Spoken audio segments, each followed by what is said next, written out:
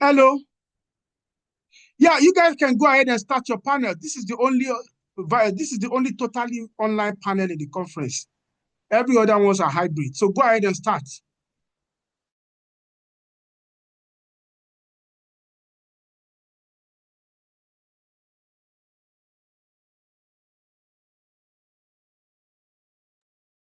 Bonjour à tous. Je vais m'exprimer en français, si vous le permettez. Euh, Celle qui coordonne le panel n'est pas encore connectée, elle a des difficultés de connexion. Je ne sais pas qu'est-ce qu'il y a lieu de faire en ce moment. Bonjour. Bonjour.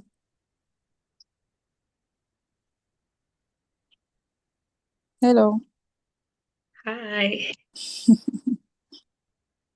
Non, elle n'est pas encore en ligne. Je pense que c'est Christelle Mézano qui va Mhm. modérer. Justement.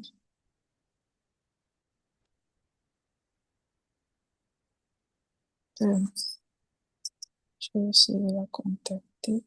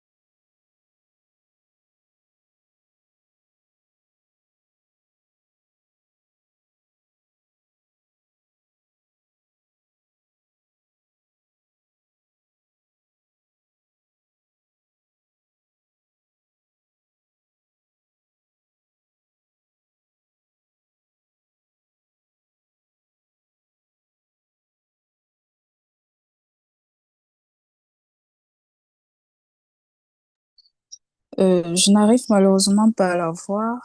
Euh, je ne sais pas s'il est préférable que nous débutions.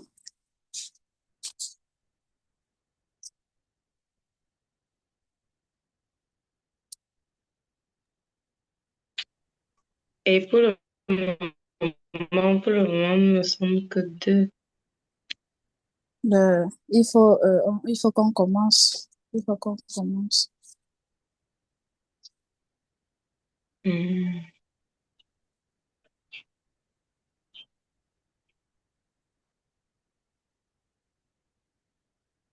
Sinon, d'un moment à l'autre, moi aussi, je risque d'avoir des soucis de connexion. Donc, il est préférable que nous débutions avec notre panel. Hmm.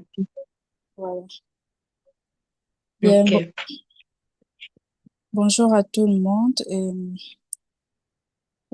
qu'il me soit permis de remercier les porteurs et organisateurs de ce colloque pour cette opportunité de conférence qui donne l'occasion justement aux chercheurs de se rassembler, de réfléchir ensemble sur un ensemble de sujets d'envergure et aux perspectives philosophiques vraiment intéressantes.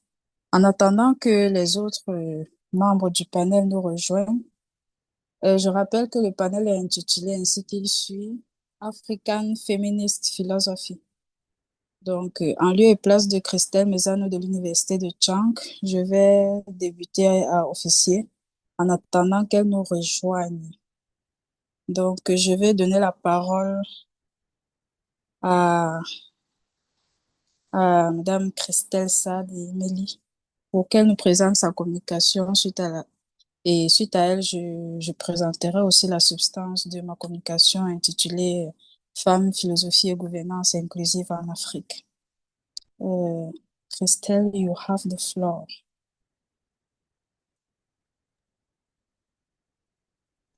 Ok, merci Madame la modératrice par intérim. Merci de me passer la parole. J'aimerais aussi remercier Permets-moi les porteurs de ce projet. en attendant que les autres nous rejoignent, je peux présenter ta communication en 15-20 minutes. Ok.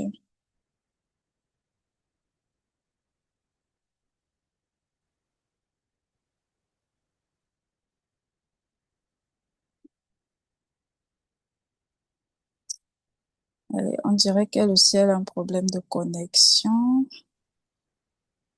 Oh là là.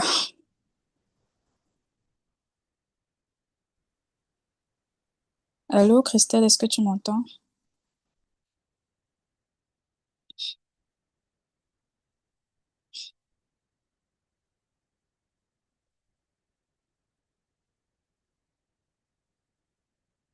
Allô, Christelle, est-ce que tu m'entends?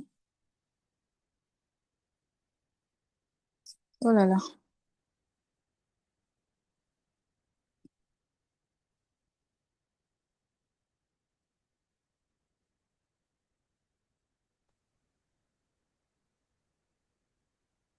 Allô, Oui, voilà. On t'a perdu un moment. tu m'entends bien? Oui. Voilà, je disais que tu peux prendre 15 à 20 minutes, du moins, tu essaies de t'organiser comme tu peux pour présenter la substance de ta pensée sur le sujet, une prospective philosophique africaine de l'écologie, le legs de Wangari Maathai. Ok. Oui, je remerciais les porteurs du projet de m'avoir associé à cette conférence. Je suis Sade Emily Christelle de l'École normale supérieure de Bertois. Et comme vous l'avez dit, mon thème, c'est une prospective philosophique africaine de l'écologie, le legs de Wangari Maathai. Le contexte écologique actuel est alarmant. Ceci pousse de plus en plus les chercheurs, les scientifiques, les philosophes à mettre sur pied des théories, des mouvements, des stratégies pour venir à bout des crises écologiques. Dans cette course aux solutions occidentalisées, l'écologiste kenyane Wangari Maathai pense que l'Afrique est concernée et qu'elle a elle aussi son mot à dire sur la scène internationale et peut-être même qu'elle a une leçon à donner. Le projet de l'écologiste est donc clair: tropicaliser les problématiques écologiques tout en mettant l'accent sur le militantisme féminin et le rôle du politique. Sa pensée s'inscrit donc au rang des conceptions pionnières d'une vision philosophique de l'écologie africaine. Il est question dans ce travail de présenter l'héritage philosophique de la conception écologique mathéenne. De ce fait, nous utiliserons une méthode analytique. À la première partie, nous présentons ce qui représente, selon Wangari Maathai, les causes des crises écologiques en Afrique. À la première sous-section, nous montrons que pour Wangari Maathai, il est impératif de remonter à la période coloniale pour comprendre les crises écologiques actuelles en Afrique. En effet, cette période représente le moment de rupture entre l'Africain et sa terre, sa culture, ses coutumes au profit de la culture occidentale. Cette perte de valeur altère la conception qu'il avait de la nature. Ainsi, cette dernière perd toute sa sacralité, sa spiritualité, ce qui légitime dès lors l'exploitation abusive des ressources naturelles amorcées par les colons. Quant à la deuxième sous-section, nous y présentons la marginalisation des femmes comme cause des crises écologiques. Mattei explique que la société kenyane des années 60 et 70 définissait la bonne femme africaine comme étant celle qui se soumettait à la domination du système patriarcal sans se plaindre. De ce fait, les femmes, bien qu'étant des personnes les plus touchées par les crises écologiques, n'avaient véritablement pas la possibilité de se plaindre ou d'agir pour un éventuel changement. La troisième cause est la mauvaise gouvernance. Wangari Maathai pense que les crises écologiques sont la conséquence de l'abus de pouvoir, de la corruption, de l'accaparement illégal des ressources naturelles et du néocolonialisme. Elle associe à cet aspect l'absence d'éducation écologique, de sensibilisation civile et environnementale due à la négligence du gouvernement. À la deuxième partie intitulée L'écologie mathéenne ou les bases d'une écosophie africaine, nous explorons l'héritage philosophique de la thèse écologiste de Wangari Maathai. À la première sous-section, nous montrons que l'écologie de Wangari Maathai se fonde sur les valeurs africaines. D'abord, elle met en exergue la conception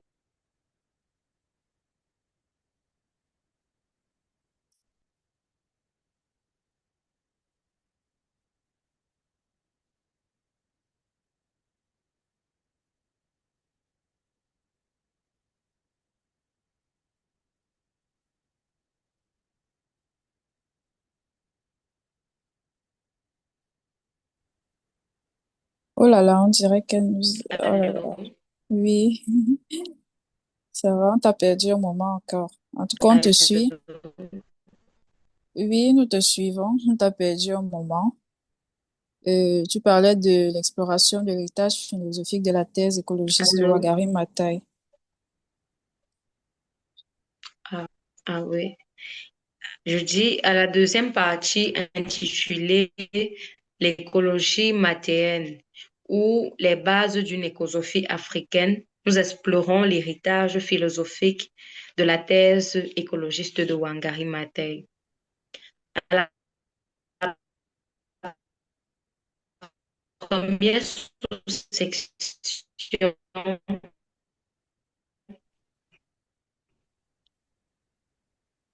allô,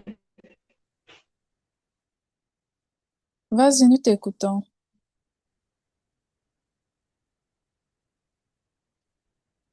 Allô, nous t'écoutons, vas-y. allô, Oui, vas-y, nous t'écoutons.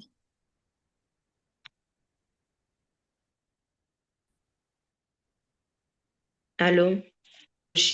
Lui se fonde de valeurs avec la conception spiritualiste de sa dimension physique. La terre est sacrée et conçue comme notre mère nourricière,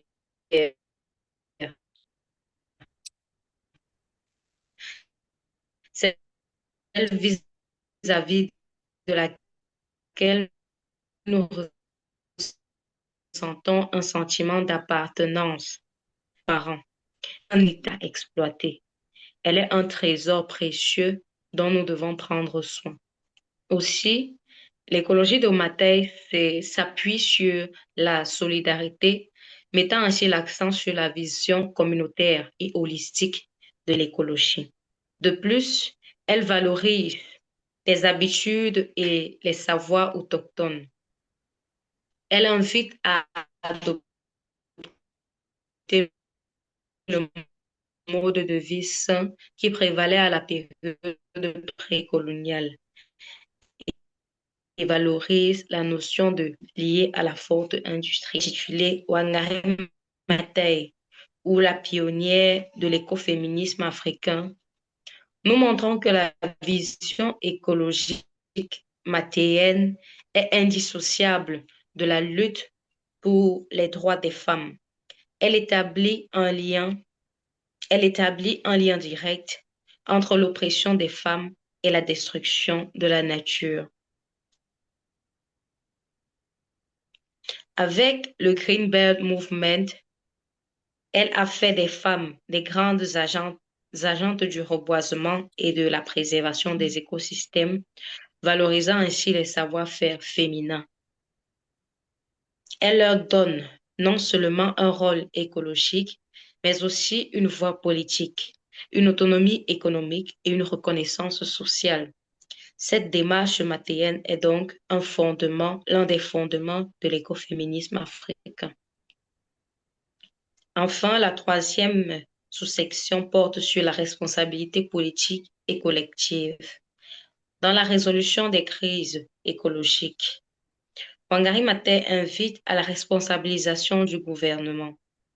Celle-ci passe par la cessation de l'exploitation abusive des ressources naturelles que cautionnent et encouragent les dirigeants.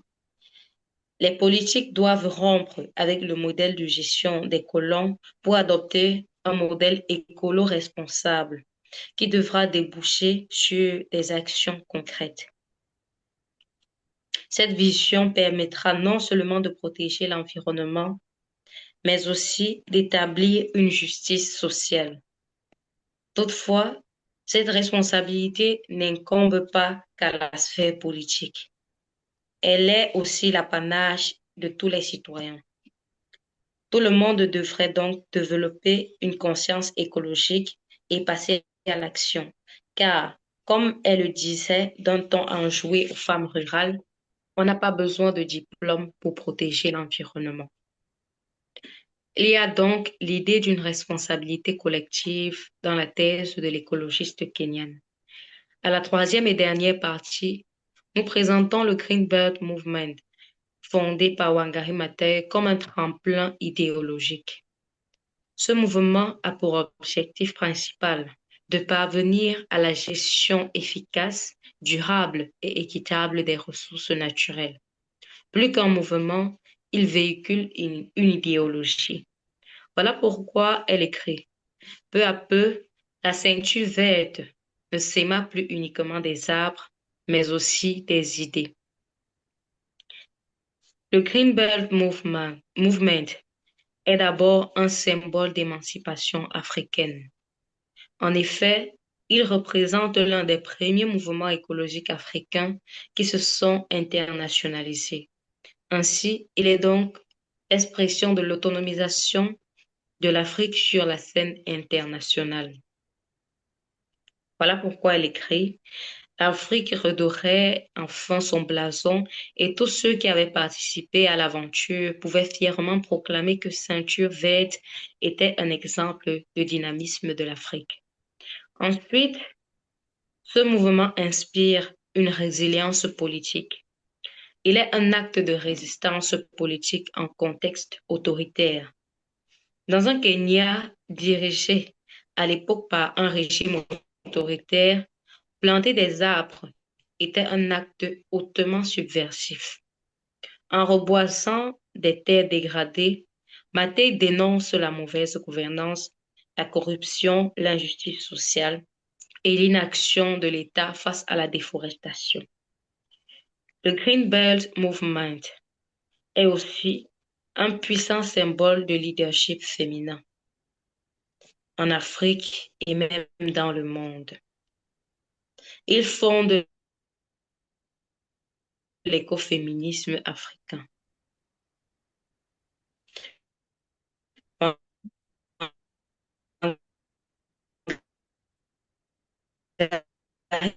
Maathai montre que les femmes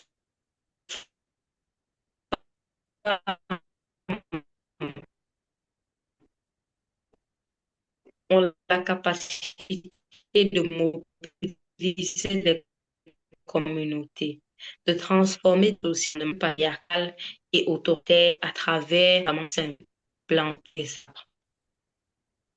Dans une politique masculinisée et autoritaire engagée. En somme, Wangari Maathai nous invite à un éveil.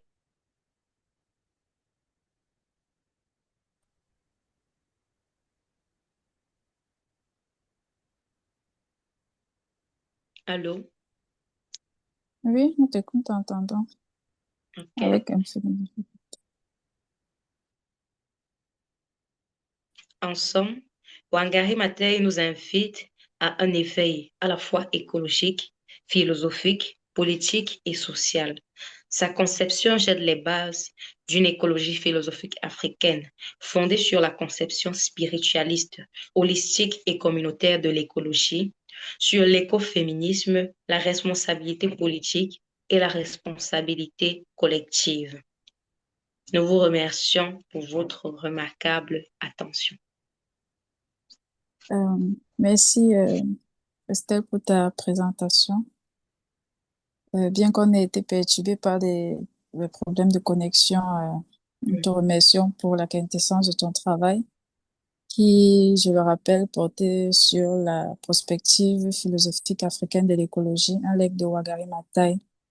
Tu as fait ta présentation sur un plan tripartite, la méthode analytique, et tu as commencé par faire une certaine euh, analyse des implications, bien des motivations de Wangari Maathai.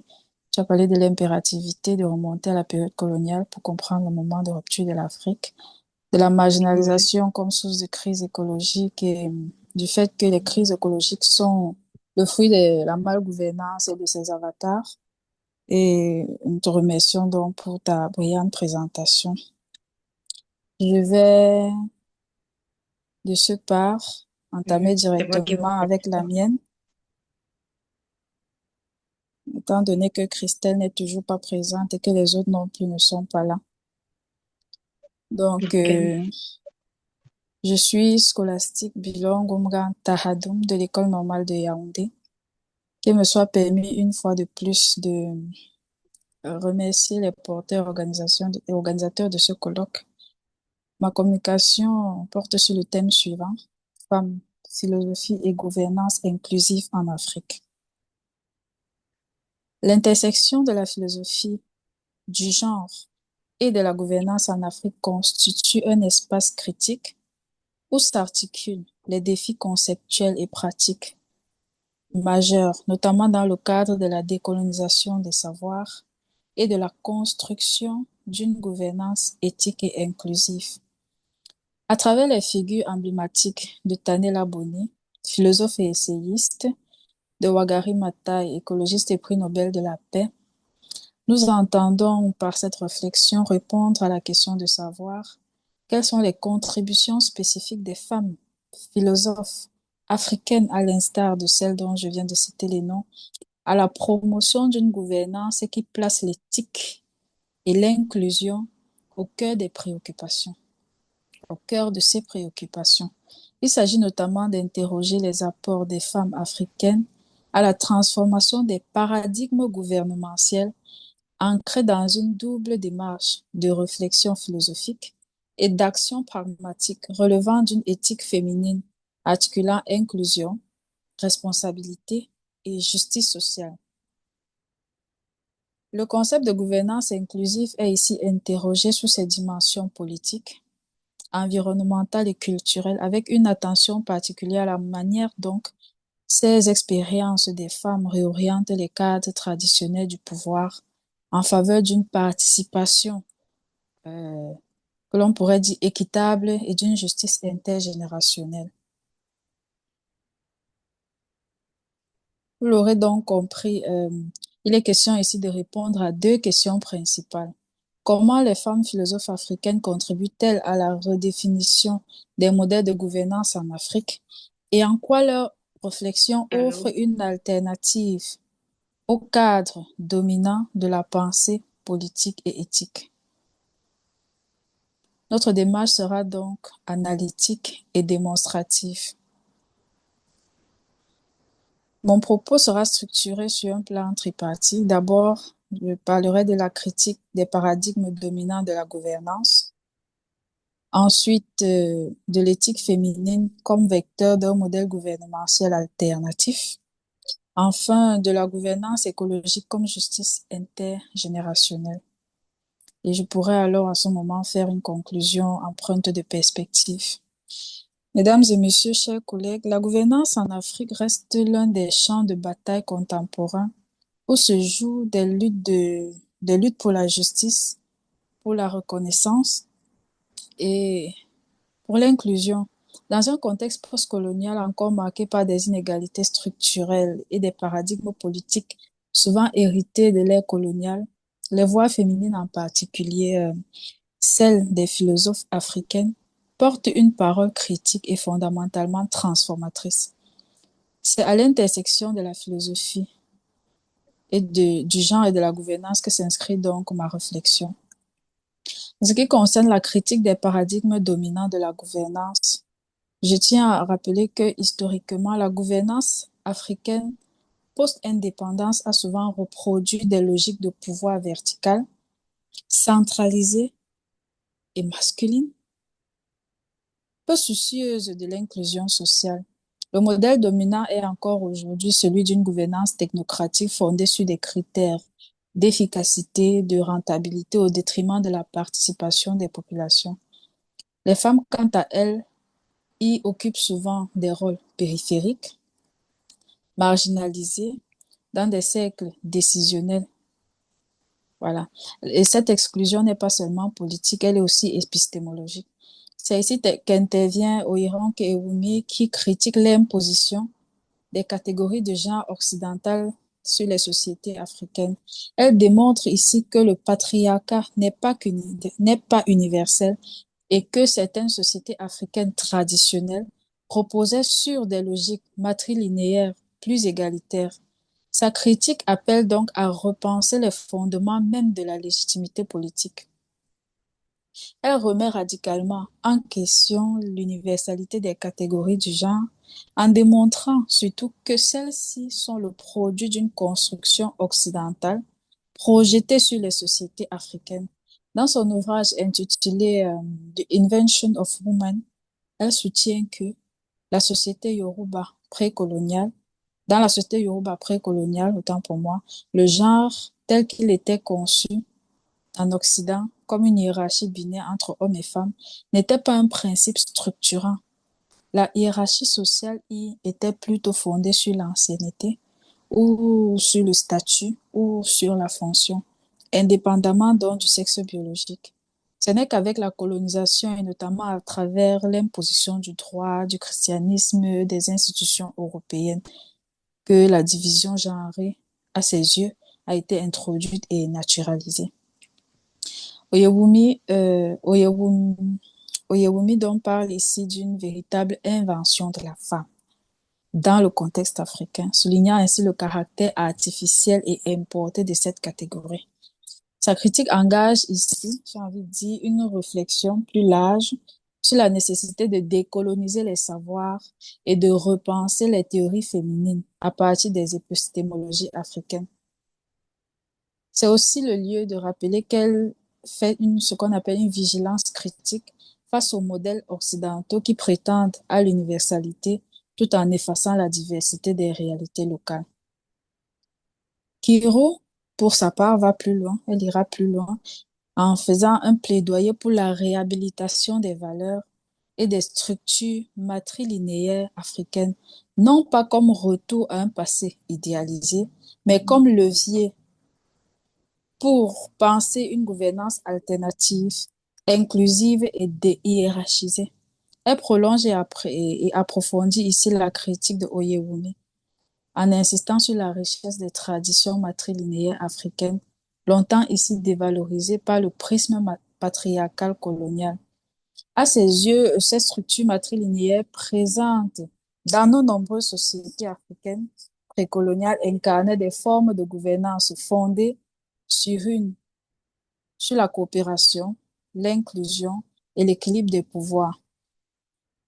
C'est dans cette perspective qu'elle prône un retour nostalgique à un passé idéalisé, non que, mais propose aussi d'y puiser des ressources philosophiques et politiques pour imaginer des modèles alternatifs de gouvernance contemporaine. C'est pourquoi, à ses yeux, la centralité de la femme dans l'organisation sociale et symbolique de ces sociétés contredit l'idée selon laquelle l'Afrique aurait été toujours patriarcale. Le paradigme gouvernemental, on le comprend donc, est dominant ici et est patriarcal. Et c'est dans ce paradigme qui est remis en question par Negu, par Yewumi et par, euh, euh, et par, oh, c'est pas Ironk. Et c'est dans le lieu de se déraciner de cette réception coloniale et de ces postulats genrés. En ce qui concerne notre deuxième partie intitulée L'éthique féminine comme vecteur d'un modèle gouvernemental alternatif, je tiens à rappeler que cette critique se double d'une proposition philosophique forte, l'éthique féminine africaine. Daniela Boni est ici la figure majeure dans la mesure où cette éthique s'exprime par une pensée de la dissidence douce, de la solidarité et du care.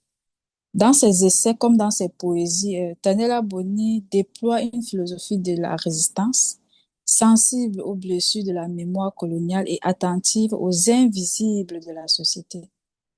Elle nous rappelle que penser éthiquement, c'est penser avec le souci de l'autre. Ainsi, l'attention à l'autre, la réparation des blessures collectives et la préservation des liens sociaux deviennent des actes de résistance. C'est pourquoi la dissidence n'est pas frontale ici, ni violente, mais elle s'exprime par une posture éthique de vigilance, d'écoute et de refus de l'indifférence. Chez Bonny, en fait, ici, le féminin n'est pas essentialisé, mais envisagé comme une énergie critique, capable de proposer d'autres formes de rapport au monde, plus humaines et plus inclusives. Sa proposition met ici en avant une manière d'habiter la politique par la sensibilité, la parole partagée, la mémoire des souffrances et en particulier celle des femmes et des peuples invisibilisés. Cette approche fait écho aux défis contemporains de la gouvernance en appelant donc à repenser le pouvoir à l'aune du soin, à l'aune de la responsabilité partagée et à l'aune de la justice politique. Pour en venir à Wangari Maathai, qui est dans cette logique d'éthique féminine, elle incarne en fait l'éthique féminine par excellence, puisque aujourd'hui, elle fait montre d'une pratique écologique fondée sur la justice.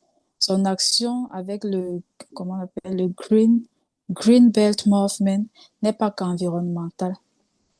Elle est, à mes yeux, profondément politique parce que, en replantant des arbres, elle restaure l'autonomie des femmes rurales. Elle valorise les savoirs communautaires et redéfinit la relation entre l'humain et la terre. Elle a su, à mes yeux, articuler la lutte entre la préservation de l'environnement avec celle des droits des femmes et des communautés marginalisées. Puisque replanter un arbre, ce n'est pas un simple geste écologique, c'est un acte politique, un symbole de résistance contre la dépossession, la pauvreté et la violence structurelle. Son engagement repose sur l'idée que la protection de la nature est indissociable de la lutte pour la justice sociale et que les femmes, en tant que gardiennes des savoirs liés à la terre, ont un rôle central à jouer dans cette transformation. Son combat allie donc ainsi écologie, démocratie et émancipation des femmes. Et dans cette perspective, son combat dessine les contours d'un féminisme africain pragmatique, ancré dans le soin de la terre et des êtres. Voilà, on voit donc ainsi émerger une forme de gouvernance holistique, qu'on pourrait dire de justice distributive au sens de Nancy Fraser, et gouvernance qui est indissociable de la reconnaissance et de la participation. Donc ces femmes ne se contentent pas de dénoncer, elles réinventent les cadres de l'action collective à partir de valeurs souvent considérées comme marginales, mais en réalité essentielles à la pérennité des sociétés. Dans la troisième partie de ce travail, intitulé Gouvernance écologique et justice intergénérationnelle, nous tenons à montrer que l'un des apports majeurs de cette pensée féminine globalement présentée est la dimension temporelle qu'elle introduit dans la gouvernance. Avec Wangari Maathai, on apprend que chaque arbre planté est un acte de mémoire et de projection vers l'avenir. C'est donc une écologie politique enracinée dans le souci des générations futures. Et cette perspective rejoint celle d'Achille Mbembe qui insiste sur la nécessité de penser en termes de temps long. La gouvernance ne peut plus être l'affaire de résultats immédiats ou de cycles électoraux. Elle doit se penser dans une logique intergénérationnelle, en dialogue avec la mémoire et la transition. C'est donc une éthique écologique portée par des femmes africaines qui dépasse la simple gestion des ressources. Elle engage à une autre relation au vivant, plus respectueuse, plus ancrée dans les liens communautaires et dans la réciprocité, à la fois avec la nature et soi-même. Pour conclure, je voudrais rappeler que les femmes africaines que nous avons évoquées, Tanela Boni, Wangari Maathai, Oyewumi, Nzegu, ne sont pas que de simples penseuses activistes. Elles sont des architectes, j'ai envie de dire, d'un autre imaginaire de la gouvernance, d'un imaginaire plus juste, plus inclusif et plus durable. Elles nous montrent que la gouvernance ne peut être efficace que si elle est éthique et que si elle reconnaît toutes les voix, et en particulier celles qui ont été longtemps, trop longtemps, souvent réduites au silence. Elles sont porteuses donc d'une gouvernance inclusive qui ne repose pas uniquement sur des formes institutionnelles, sur des réformes institutionnelles, mais sur un changement de paradigme profond qui valorise la pluralité des savoirs, la solidarité et la co-responsabilité patriarcale et matriarcale. Il est temps que les femmes ne soient plus des gardiennes silencieuses des valeurs éthiques, mais qu'elles deviennent pleinement co-conceptrices des normes politiques de demain. Et je pense que c'est c'est la raison pour laquelle ce panel a été posé, pour que les femmes se lèvent et qu'elles soient effectivement des co-conceptrices de normes politiques de demain. Je vous remercie pour votre bien aimable attention.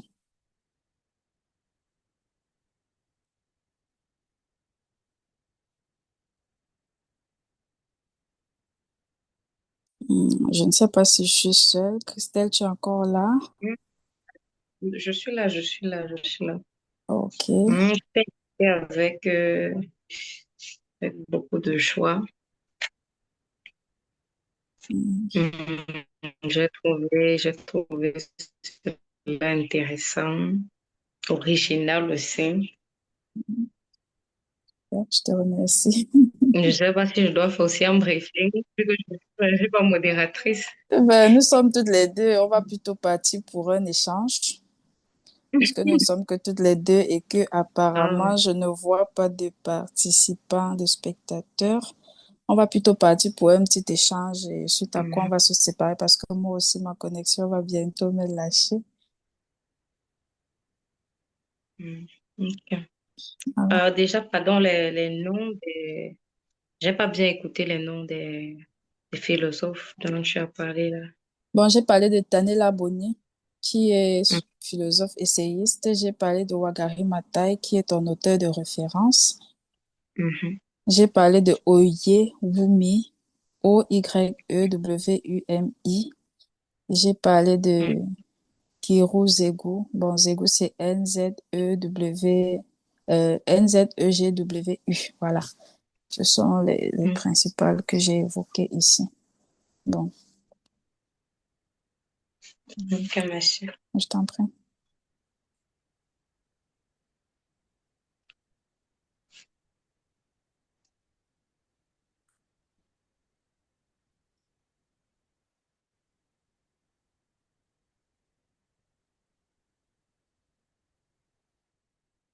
Voilà, je sais pas si tu as un commentaire ou une question sur laquelle on peut discuter parce que, voilà, Mm. peut-être un Euh, commentaire. Mm. un commentaire. Peut-être une question plutôt. Une Ok, question. vas-y. Oui. Quand tu as parlé de... je pense que c'était la gouvernance douce et Mhm. le care. oui, en Oui. politique. Mhm. Oui. Euh, bon, je sais pas si j'ai bien compris, c'est justement pour cela que je pose la question. Mhm. Tu as parlé de penser les plaies. De Est-ce penser? que la penser les plaies, bon, là, Oui. on a un peu l'impression que euh, la gouvernance douce n'est que du ressort des femmes. Est-ce à dire que euh, euh, avant les femmes, les hommes n'avaient pas opté pour cette gouvernance douce-là? Euh, bon, je vais commencer par merci pour ta question. J'ai parlé effectivement de la gouvernance douce. J'ai parlé de l'étude du CARE. Je pense que c'était chez Tanela Boni. Je veux d'abord rappeler que Mhm. la notion de gouvernance douce renvoie à une forme d'exercice du pouvoir qui ici va privilégier l'écoute, qui va privilégier la participation, qui va privilégier la médiation et quelque part une co-responsabilité. Bon, à rebours des logiques autoritaires, hein, Mhm. autoritaires qu'on reconnaît à l'organisation Mhm. patriarcale. Voilà. Donc, à rebours des logiques autoritaires, coercitives ou verticales. Donc, une relation, tu vois, une relation de verticalité. On sait qu'il y a une personne en haut et une autre personne. Donc, pour privilégier la gouvernance douce ici, privilégier une certaine gouvernance horizontale. Voilà.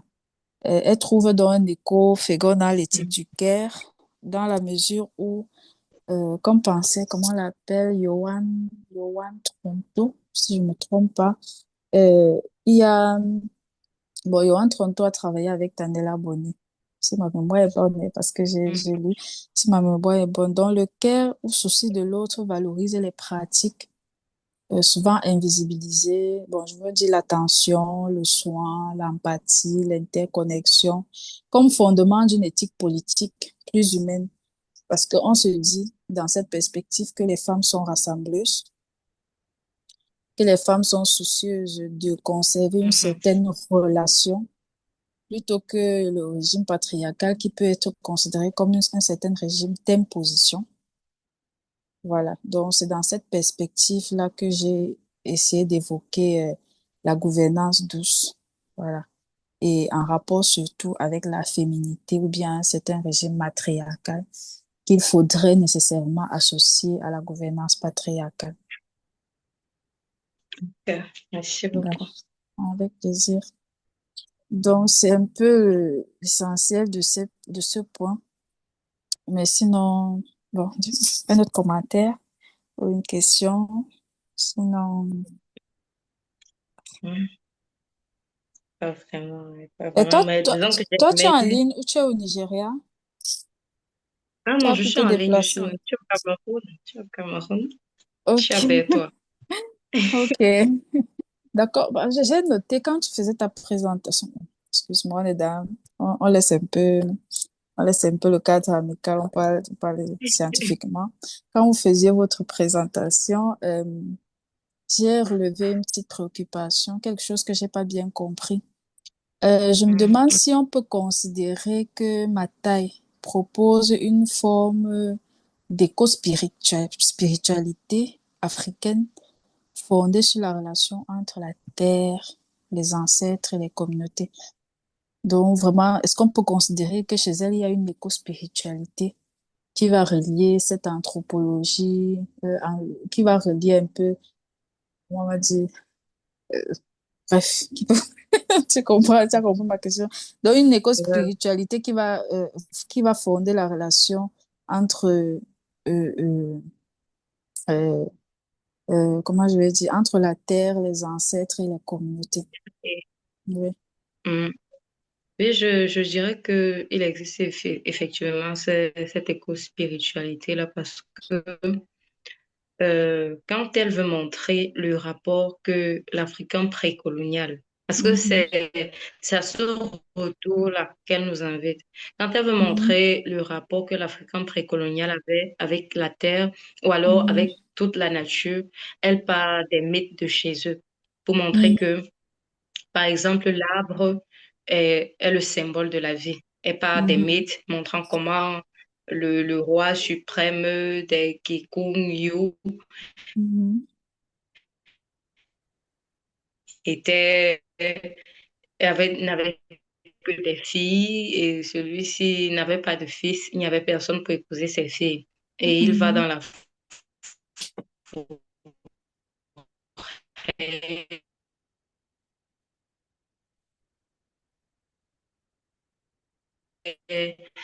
et il y a du bois qui se transforme en marée. Dans le bois, dans la montagne, les Africains avaient, comme je l'ai dit dans mon propos, ne voyaient pas la nature seulement à sa dimension, ils ne réduisaient pas la nature à Mhm. sa dimension physique seulement. Mhm. Et alors, elle invite à, je ne sais pas si c'est exagéré de le dire ainsi, mais je dirais elle invite les Africains à retourner à cette manière de voir la nature. Parce qu'elle estime que c'est cette manière de voir la nature qui va permettre qu'on la traite autrement, qui va permettre Mhm. que quand je verrai la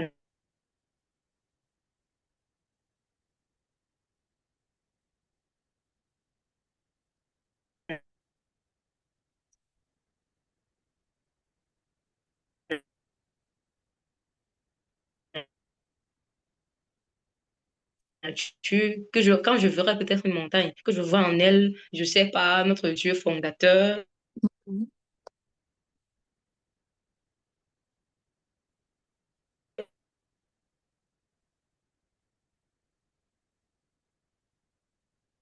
Hop, ta connexion s'est coupée un moment.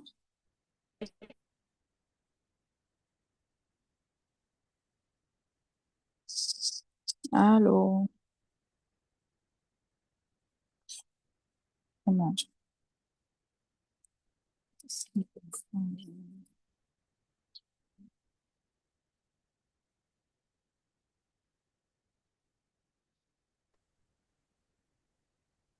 Allô?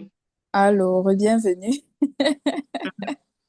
La connexion est bête, ouais. Ouais, t'inquiète, je comprends bien.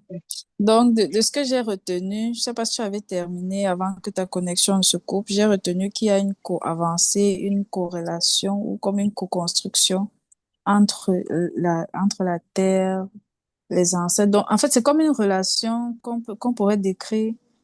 Donc, chez Mata, il y a comme cette anthropologie qui est à la fois généalogique et écologiste, c'est ça, Mhm. et qui n'est pas Oui. indissociable. On ne peut pas séparer, on ne peut pas se départir de l'un des versants. Voilà, donc, c'est bon, c'est ce que j'ai retenu. C'est bien ce que tu as voulu dire. Ouais, ouais. Ok, ok, je sais pas. Notre hôte, je sais pas s'il a quelque chose à dire.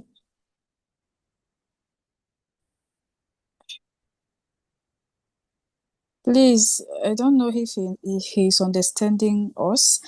We want to close this panel. I don't know if there's something you want to, comment dire, ajouter. Add. You want to add, voilà. Please. Is there anything? I'm talking to the, comment dire, the host, to the host. I don't know if he's understanding us, if he's hearing us. Mon anglais, c'est la magie.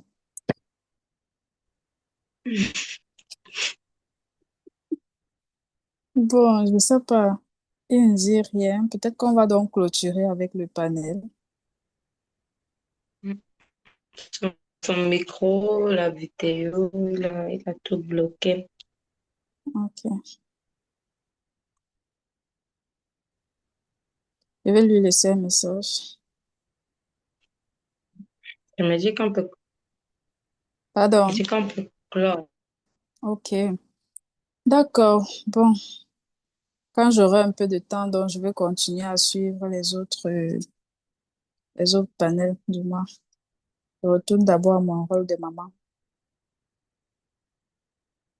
Je te remercie donc pour avoir honoré au rendez-vous. Je ne sais pas honnêtement ce qui s'est passé avec les autres. Je ne Je sais me pas dis, si j'étais en train de dire que j'étais en train de te remercier d'avoir honoré au rendez-vous. Je ne sais vraiment ouais, pas ce qui s'est passé avec les autres. mhm. Et personne ne s'est signalé, personne n'a déclaré son indisponibilité, ce qui peut être plutôt gênant, même pour les organisateurs du colloque.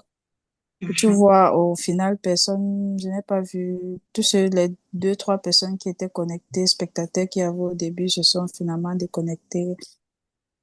Donc, Parce en tout que, cas, je sais pas si tu connais Matt. Elle m'avait quand même dit qu'elle composait et que elle devait faire juste un audio, qu'elle devait donner à quelqu'un pour que, à l'heure de la présentation, qu'on mette son mhm. audio. Bon, j'ai Bon, répondu, mais finalement, je sais pas, peut-être qu'elle n'a pas laissé, ou peut-être qu'elle a laissé que la personne n'a pas pu se connecter, je sais pas. Pour mhm. Christelle Maisano, je ne sais pas ce qui s'est passé. Pour, qui d'autre là, Ton la petite côté. là. Non, je la connais pas. Pour Leslie Bendé, je ne sais pas non plus ce qui s'est passé. Peut-être qu'elle a oublié ou pas, je sais pas. De toutes les façons, si elle ne réagisse pas suite au message que j'ai laissé dans le groupe. En tout cas, on va se séparer et je te souhaite bonne continuation. D'accord, merci pour cet échange. Ok. Bonne fin de journée. À bientôt. On remercie les promoteurs du Du- projet encore. Mhm. Merci. Ok, au revoir.